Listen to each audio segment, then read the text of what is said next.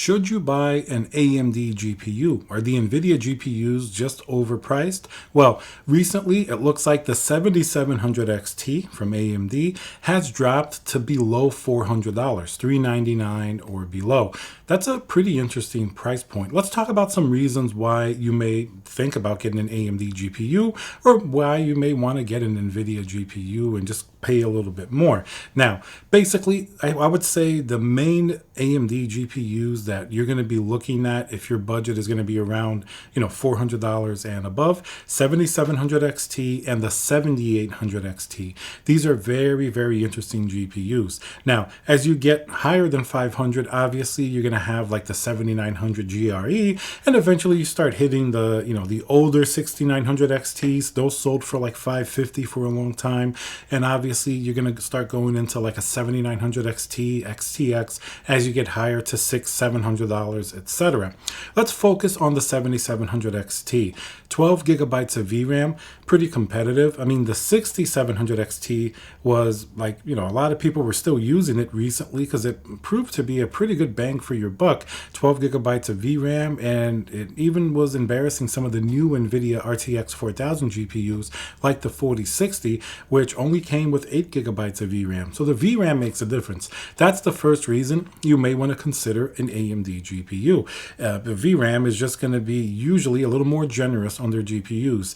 As an example, the 7700 XT, 12 gigabytes of VRAM versus the 4060 Ti with only 8 gigabytes of VRAM and the $399 MSRP. And now let's hear a word from our sponsor, VIP-CDKdeals.com, a Windows Pro CD key. Add to cart, you put in code CC20. This will also work on Windows 11. You want to go into your settings in Windows, change and adjust your CD key, click activate, and now let's go back to the video.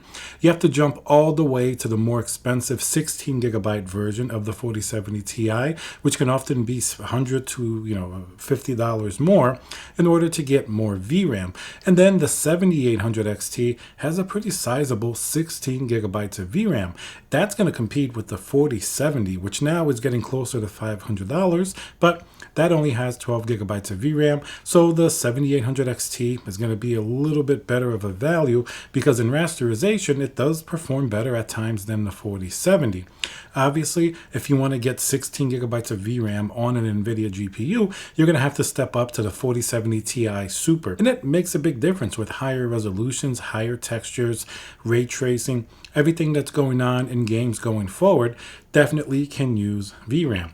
Now, what are some drawbacks of AMD versus obviously NVIDIA?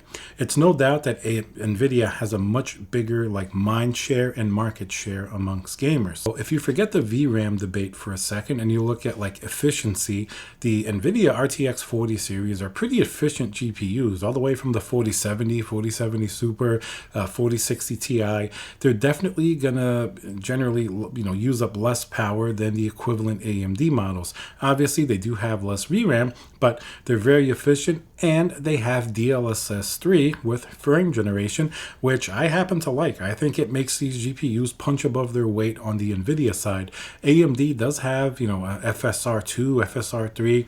It does have different things that it uses to kind of mimic what NVIDIA does, but DLSS 3 with frame generation is still going to be the best implementation of that technology that we've seen thus far, and it just works really well on RTX 40 series. Most games that you're playing on, you can use ray tracing and pick up the eye candy where you otherwise wouldn't be able to, and then obviously use DLSS 3 to get a bump in those frame rates.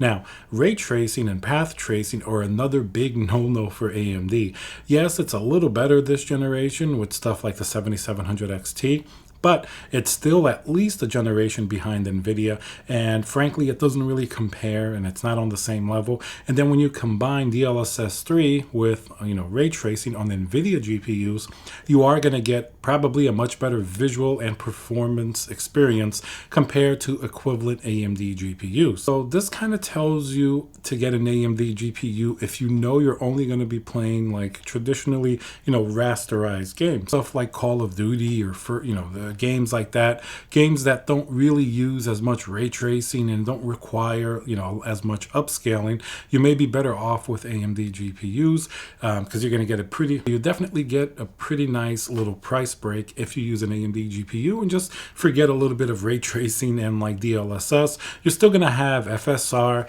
and you're going to have pretty good rasterization performance, especially for the money. Like the 7800 XT, it's going to be right up there with the 4070 until obviously you turn on ray tracing and DLSS 3, and then the 4070 will just really pull away significantly more. So that's how you're going to make your decision based on that, depending what type of gamer that you are.